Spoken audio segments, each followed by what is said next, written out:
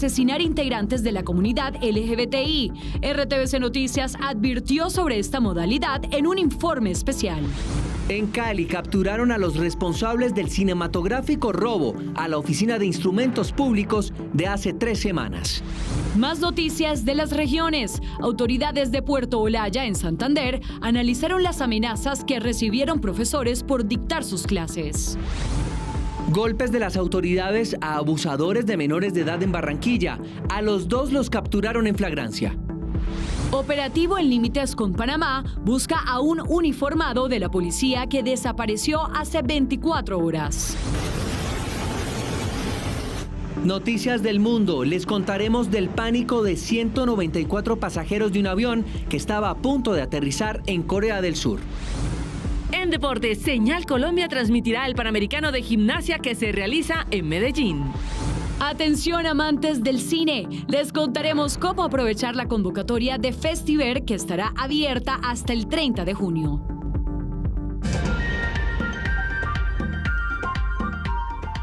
Buenas tardes. El ELN se atribuyó el atentado terrorista en Tibú, norte de Santander, que dejó 3 muertos, 2 policías y una mujer que estaba en el lugar.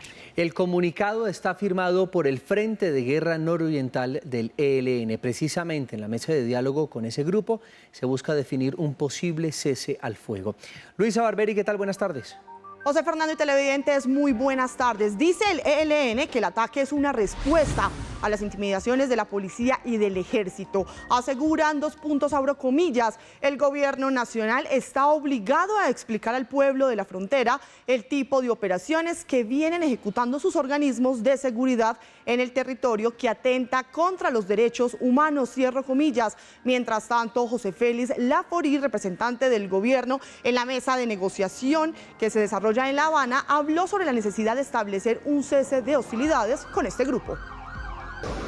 Ojalá lleguemos a un cese al fuego, que a mí me gusta llamarlo cese del fuego, y de hostilidades, porque en el centro de eso está la gente, las comunidades que están en regiones duramente golpeadas por todas las dinámicas violentas.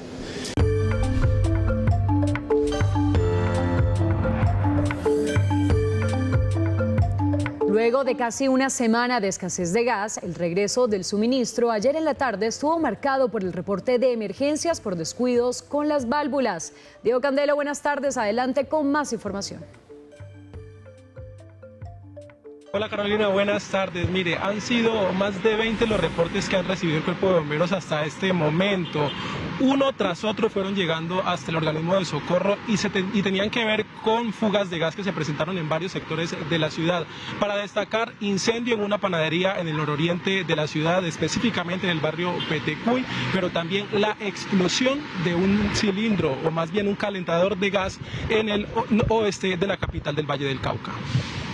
Sobre las 4 de la tarde de este jueves, en algunos sectores volvió el gas de manera gradual, pero varios ciudadanos reportaron emergencias relacionadas porque dejaron llaves abiertas. Tenemos un total de 16 emergencias respecto a gas natural, 8 de ellas incendios estructurales y 8 por fuga de gas natural. Esto debido a un mal manejo o desconocimiento de las válvulas.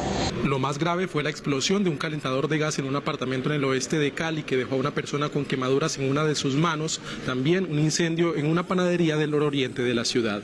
Revisar que esté cerrada la llave de paso afuera de nuestras viviendas, donde está el contador del gas. Segundo, revisemos que esté apagada o cerrada la llave que está al lado de nuestra estufa, dentro de la vivienda. En las próximas horas el servicio de gas estará en establecimientos comerciales y estaciones de combustible. Tanto los bomberos como la empresa distribuidora de gas insisten en las recomendaciones de seguridad. Efigas, la empresa encargada del suministro de gas en el eje cafetero, reportó que más del 70% de la región ya cuenta con el suministro. Paula Rodríguez, periodista de la Radio Nacional. Desde el día anterior y luego del anuncio de la ministra de Minas y Energía, la empresa Efigas logró la gasificación en municipios como Armenia, La Tebaida, Manizales, Villa María, Chinchiná, Palestina, Santa Rosa de Cabal, Pereira, Montenegro, Quimbaya, Santuario, Viterbo, Dos Quebradas, Río Sucio, Circasia, La Virginia, Salento, Marsella, Neira, Apía y Finlandia. Sin embargo, las autoridades insisten en trabajar en un plan B para evitar futuras contingencias. Volveremos a la normalidad en materia de uso de gas doméstico, de gas comercial y paulatinamente gas industrial. Así que invitamos a todos los caldenses a parar de comprar otro tipo de gas, electrodomésticos, porque vamos a volver a la normalidad. Cabe resaltar que los taxistas del eje cafetero ya cuentan con el gas vehicular en las estaciones que tienen el servicio al 100%, mientras que el sector industrial podría tardar un día más sin el suministro. Radio Nacional de Colombia y RTVC Noticias conectados 24/7.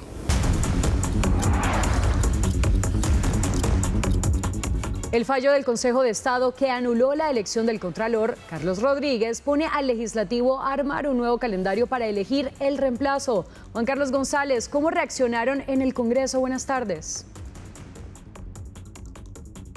Carolina, televidentes, muy buenas tardes. Pues hasta el momento no ha existido un pronunciamiento oficial por parte del presidente de la Cámara, David Racero, que hasta ahora sigue teniendo reuniones en Casa de Nariño. Estamos esperando, obviamente, que dé un pronunciamiento oficial. Ya se pronunció el Contralor. Indicó en sus redes sociales Carlos Rodríguez que respeta y acata las decisiones judiciales. Lo más importante es Colombia y su estabilidad institucional.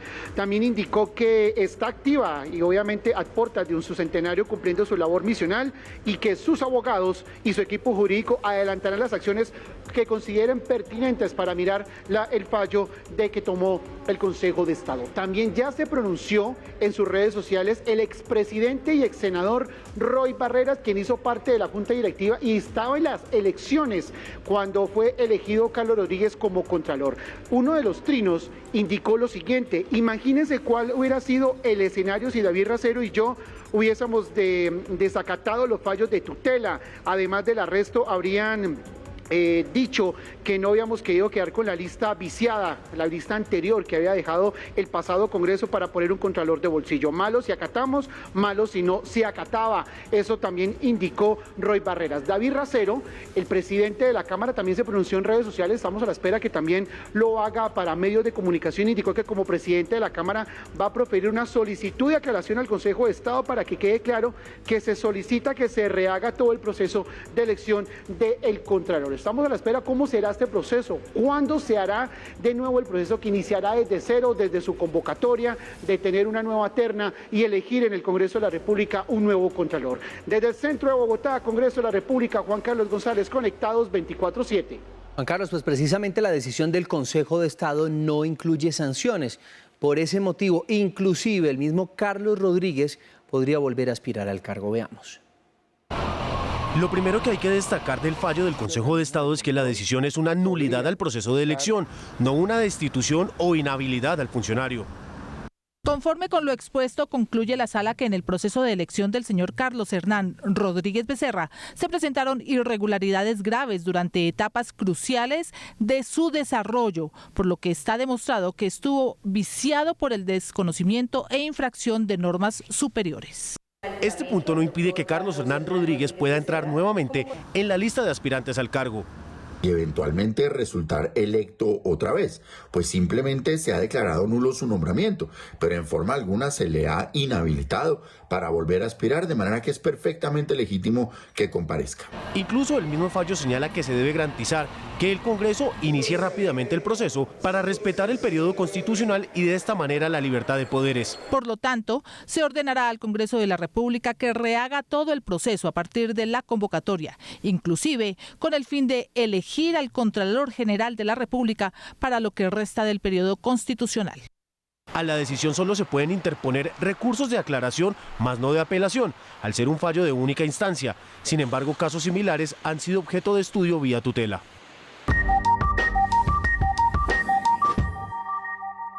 Cayó en Bogotá un presunto asesino serial al que le atribuyen al menos 5 homicidios. Sus víctimas pertenecían a la comunidad LGBTI. RTVC Noticias destacó en un informe especial de hace 2 meses y que ustedes pueden revivir en la página www.rtvcnoticias/especiales el riesgo de agresiones que sufren los integrantes de esa comunidad al establecer contactos por Internet. Este video correspondería a una de las pruebas contundentes contra el presunto homicida serial de integrantes de la comunidad LGTBIQ+, Luego de una cita cuadrada por internet, esta persona salió de un apartamento con objetos de valor de su víctima, a la que encontraron sin vida. Los llevaba y convencía ir hasta sus lugares de residencia. Allí, después de ingerir alcohol y presuntamente mantener algún tipo de relación sentimental, procedía a asesinarlos. RTVC Noticias, en un especial emitido hace 2 meses titulado A un clip del peligro, citas por internet, contactó a un hombre que milagrosamente se salvó de engrosar la lista de asesinos seriales como este. Para contactarme a un encuentro sexual, el objetivo era otro, ¿sí? Era hurtarme o era violentarme, digamos, de asesinatos contra la población, especialmente contra hombres gays. Al capturado le comenzaron a seguir los pasos cuando descubrieron el cuerpo de un médico panameño en Chapinero, integrante de la comunidad LGTBIQ+. En unas condiciones bien difíciles en esa escena del crimen. Pero encontramos además que este señor presuntamente habría prendido fuego para alterar precisamente la escena del delito. Al capturado le imputaron 2 homicidios y otros 3 avanzan en la investigación. Tendrá que responder por homicidio agravado, hurto calificado y agravado y alteración y ocultamiento de elementos materiales de prueba o evidencia física. También por internet, delincuentes de Medellín contactaban a sus víctimas para robarlas, secuestrarlas y posteriormente extorsionarlas. Las autoridades reportaron 7 capturas. Andrés Fernández nos tiene la información. Buenas tardes, Andrés. José, buenas tardes. Esta investigación que inició hace cerca de un año se logró establecer que llevaban 3 años convocando a las personas en diferentes puntos de la ciudad. Luego arrancaba un paseo millonario que terminaba a las afueras de la capital antioqueña. En lo corrido de este año ya son 108 personas capturadas bajo estas modalidades. Mediante aplicaciones de citas amorosas y falsas promesas de negocio, alias el Flaco de 34 años, Jessica de 20 y Wilmer de 27 años, engañaban a sus víctimas y luego las llevaban hasta zona boscosa del corregimiento de San Cristóbal en el noroccidente de Medellín. Se logra la captura de 7 personas, 4 por orden judicial y 3 por temas de flagrancia, situaciones que se irían presentando en los delitos de extorsión, secuestro express y que se generaban en la ciudad de Medellín y en el municipio de Bello. Los criminales retenían a las víctimas por cerca de 3 horas para intimidarlos con armas de fuego y extraer dinero de sus cuentas bancarias. Por cada secuestro recaudaban entre 4 y 10 millones de pesos. Denuncias que tenemos es contra ciudadanos aquí en la ciudad, en personas de la ciudad de Medellín. Eran personas que eran llevadas mediante el engaño de la promesa de compra o de venta de especialmente motocicletas, las llevaban a un sector de la ciudad y una vez los tenían ahí, retiraban sus tarjetas, retiraban su dinero. Las demás capturas sucedieron en otras zonas del Valle de Aburrá, donde los criminales cobraban por permitir a las personas movilizarse en sus vehículos o por acceder a agua potable. En Bolívar, la policía reportó la captura de 5 presuntos abusadores sexuales. Zaina Gámez con la información. Buenas tardes. Carolina, muy buenas tardes. Estas personas fueron capturadas en municipios como San Cayetano, San Juan de Nepomuceno y Arjona, esto en el departamento de Bolívar, y ahora deberán responder por los delitos de acceso abusivo con menor de 14 años. Por el delito de acceso carnal violento abusivo con menor de 14 años fueron capturados 5 personas, 2 de ellas en flagrancia. De estos 3 por orden judicial, un caso se habría presentado hace 3 años en Manaure, otro hace 5 meses y otro hace 2 meses y medio. Y los otros 2 casos en flagrancia fue gracias a la oportuna información de la comunidad. Sucedió en municipios desde Bolívar como San Juan de Nepomuceno, San Cayetano, Arjona, Talaigo Nuevo y Pinillos en Bolívar. Caso de Manaure, estos hechos se habrían presentado hace 3 años. Las labores investigativas, una buena coordinación entre la SIJIN de Guajira y de Bolívar permitió conocer que este sujeto inicialmente se habría fugado hacia el país vecino y posteriormente refugiado en el corregimiento de San Cayetano. Es por ello que se logró su captura allí y ya está a buen recaudo de autoridad competente. En otro caso, en Talaigua, la comunidad lanzó voces de auxilio porque sorprendieron un sujeto desnudo frente a una niña de 10 años. El agresor intentó huir lanzándose a la ciénaga, donde fue sacado por la policía. Ante la justicia responde por el acto sexual con menor de 14 años. Hace 3 semanas les contamos a ustedes de una osada acción delictiva en Cali. Delincuentes entraron a la oficina de instrumentos públicos y se alzaron con un botín que lograron después de intimidar a quienes despachaban, a quienes hacían trámites en ese sitio. Hoy les reportamos que las autoridades los encontraron. Ese espectacular robo de hace 4 semanas en la Oficina de Instrumentos Públicos de Cali logró un botín de 6 millones de pesos. Donde hace el trabajo de 300 horas de video recopiladas en 30 cámaras del sector, añadido a todas las actividades de policía judicial con nuestros drones, con el halcón, se logra realizar la captura de 2 personas que fueron las que ingresaron a la parte interna de esta Oficina de Instrumentos Públicos. Las autoridades descubrieron que alias El Cholo, quien fue capturado el 6 de mayo en flagrancia cuando cometía un hurto, también habría participado en este robo. Este sujeto es capturado por estar cometiendo un hurto de una motocicleta en la ciudad de Cali con una arma traumática donde le causa lesiones a una persona. Ya ha sido capturado, entonces también le fue imputado este delito. Obviamente por esa afectación que hubo y ese caso tan mediático que ocurrió en la ciudad de Cali. La denuncia ciudadana fue indispensable para lograr el operativo que desarrollaron para capturar a los responsables en los barrios Alfonso Bonilla, Aragón y Mojica, en el oriente de Cali. Por las amenazas que han recibido profesores y comerciantes de Puerto Olaya, las autoridades analizaron la situación y tomaron medidas para garantizar la seguridad de todos. Joana Niño, buenas tardes. Carolina, televidentes, muy buenas tardes. Hace un mes el gobernador de Santander, Mauricio Aguilar, denunció amenazas contra docentes. El objetivo era dejar de dictar clases. Tiempo después, docentes y ganaderos también fueron amenazados. El Consejo de Seguridad concluyó en que la fuerza pública realizará control territorial las 24 horas. Según el gobernador Mauricio Aguilar, alias Jorman, integrante del grupo delincuencial Los del Río, es el encargado de intimidar a los docentes con llamadas que salen de una cárcel en Antioquia. Le solicitamos al director nacional del IMPEC para que alias Jorman, un cabecilla de este grupo delincuencial que hace presencia en el corregimiento de Puerto Olaya, no siga delinquiendo desde la cárcel Pedregal en el departamento de Antioquia. El alcalde de Cimitarra, Henry Riaño, denunció que este grupo subversivo utiliza jóvenes que reclutan bajo amenazas. Hoy tenemos claridad de 2 casos, los cuales ya tienen conocimiento público la Procuraduría y la Defensoría del Pueblo. Sí es evidente que varios niños están siendo instrumentalizados con el tema del microtráfico. Por eso, las autoridades locales pidieron apoyo al Instituto de Bienestar Familiar para que acompañen a los estudiantes para garantizarles la seguridad. En otras noticias, se cumplen 2 semanas desde que se reportó la desaparición de los 5 pescadores de Barrancabermeja y posteriormente se hablaba de un secuestro por parte del ELN. Pues familiares de estas personas realizaron un recorrido por el río Magdalena para buscarlos, pero también para pedir su pronta liberación. Esta es toda la información. Desde Bucaramanga soy Joana Niño para RTVC Noticias, conectados 24/7.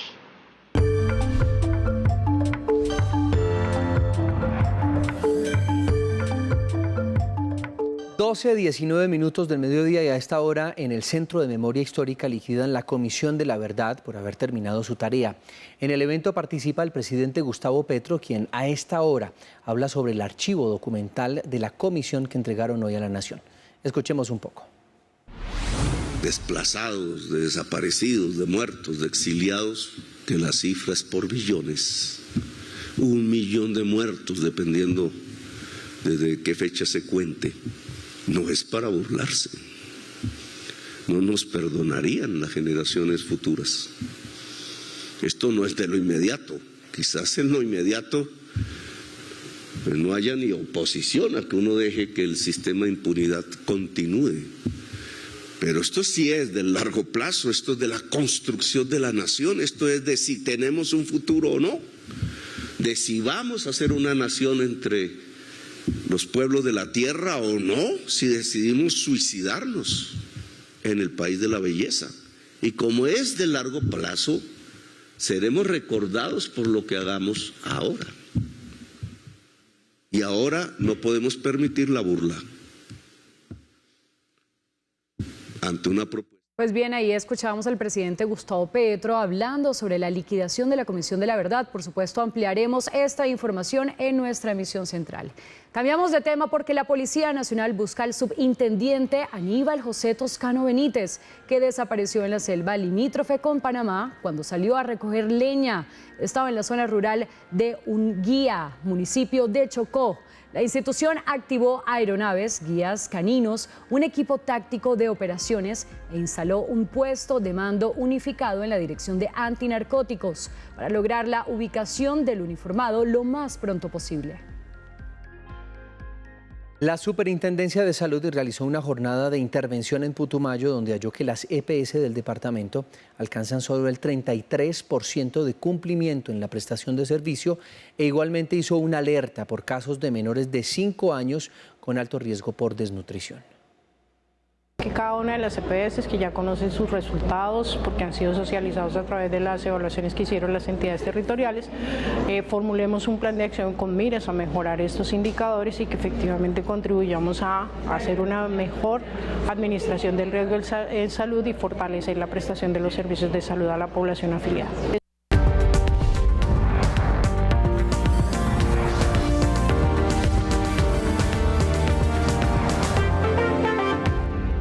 Pasajeros de un vuelo de Corea del Sur vivieron minutos de pánico cuando iban a aterrizar. Y todo porque un pasajero abrió una puerta de emergencia. El vuelo aterrizó sin más problemas, pero varias personas salieron de la pista a un hospital.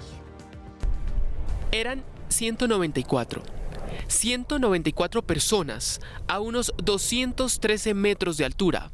Estuvieron a punto de no volver a posar sus pies sobre el suelo y a punto de ser protagonistas de un infortunado titular, porque así suena, se ve y se vive dentro de un avión cuando uno de sus pasajeros abre una de las puertas en el aire a punto de aterrizar.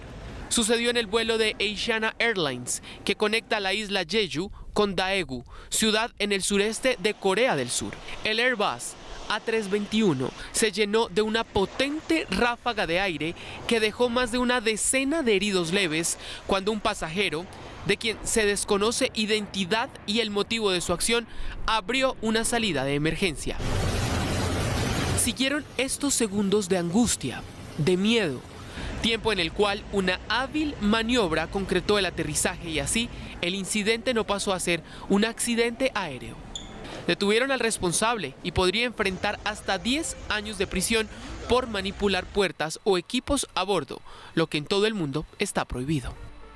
El Papa Francisco canceló sus compromisos debido a que tiene fiebre y cansancio después de un día particularmente ajetreado, según confirmó el portavoz vaticano Matteo Bruni, sin precisar cuál será la agenda del pontífice en los próximos días. Más noticias del mundo a continuación. En Venezuela, exactamente en un barrio de Táchira, en zona limítrofe con Colombia, la policía bolivariana confirmó la captura de Yeltsin Quiñones Molina, conocido como alias El Borracho, y quien sería miembro del grupo paramilitar Los Surabeños. Fue el gobernador de esa región, Freddy Bernal, el que comunicó la información vía Twitter, asegurando que Quiñones se dedicaba a la extorsión, secuestro y sicariato en ambos países. En el día 457 de la guerra impuesta por Rusia en Ucrania, el vicepresidente del Consejo de Seguridad del Kremlin y expresidente ruso Dmitry Medvedev advirtió que su país tendrá que lanzar un ataque nuclear preventivo si Occidente dota a Ucrania de armas atómicas. La afirmación ocurre cuando en terreno un ataque ruso contra un hospital de Dnipro dejó un muerto y 15 heridos. Amnistía Internacional y la Comisión Internacional de Juristas rotularon las severas restricciones de autoridades talibán hacia las mujeres en Afganistán como crimen de lesa humanidad y como persecución por motivos de género. Hablan de prácticas como encarcelamiento, desaparición forzada, tortura y malos tratos.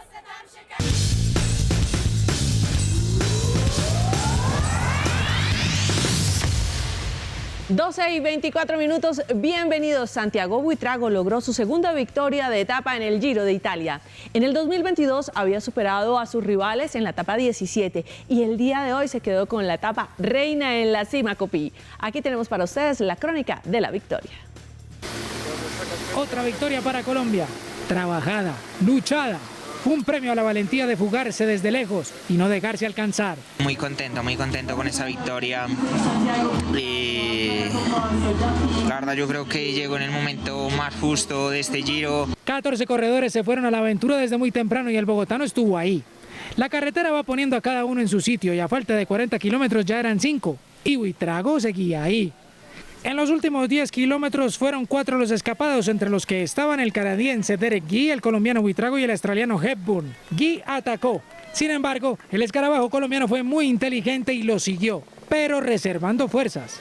Hasta que en el último kilómetro sacó la energía almacenada no solo en la etapa, sino en tantos años de esfuerzo y dedicación para llegar en solitario a la meta y darle otra alegría al país ciclístico. Para mí es el pago al trabajo y al sacrificio que hice para venir a este Giro de Italia. La lucha por la general no fue menos emocionante porque Roglic le sacó 3 segundos al aún líder Geraint Thomas en la meta, para que este sábado se defina la carrera con una cronoescalada mortal que tiene incluso un ascenso máximo del 22%.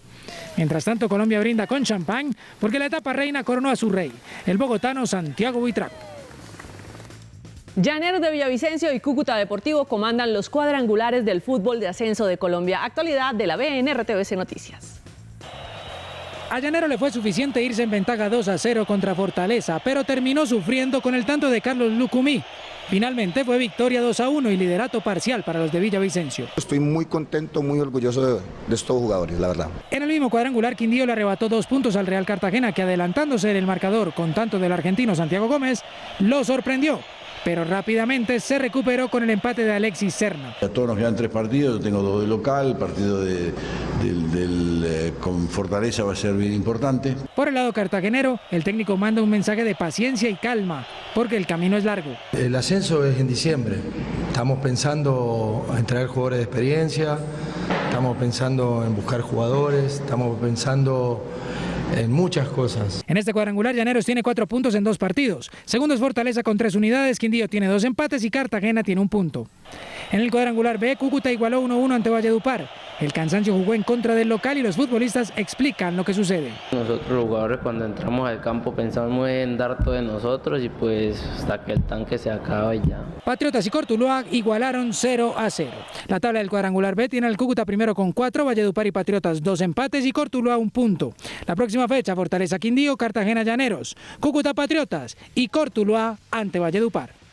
Desde las 3 de la tarde, Señal Colombia transmitirá el Campeonato Panamericano de Gimnasia Artística que se realiza en Medellín. El certamen contará con la participación de más de 250 deportistas de 24 países, dentro de los que se destaca la presencia de México, Estados Unidos, Brasil y Colombia. Con la presencia de los mejores gimnastas del mundo, el campeonato servirá como clasificatorio a los Juegos Panamericanos de Santiago de Chile 2023 y el Campeonato Mundial en Bélgica, eventos que servirán para la clasificación de los deportistas a los Juegos Olímpicos de París en 2024. En las finales de conferencia del baloncesto de la NBA, los Celtics le ganaron a los Heat de Miami y se acercan a la hazaña de levantarse de una serie que tenían 3-0 en contra.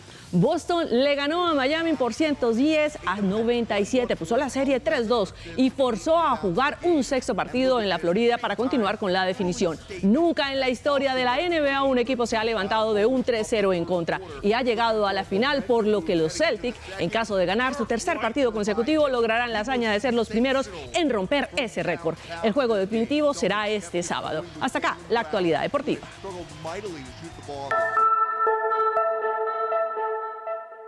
Llegamos a oportunidades. Atentos, realizadores, porque todavía pueden enviar sus obras audiovisuales para participar en el Festival de Cine Verde de Barichara. Acá les contamos cómo inscribirse. En oportunidades para realizadores audiovisuales, vaya a la página festiver.org. Deslice hasta abajo en la sección convocatoria abierta, donde tendrá que dar clic en saber más. Lea con atención la descripción y requisitos del programa, como ser persona natural o persona jurídica, contar con la mayoría de edad.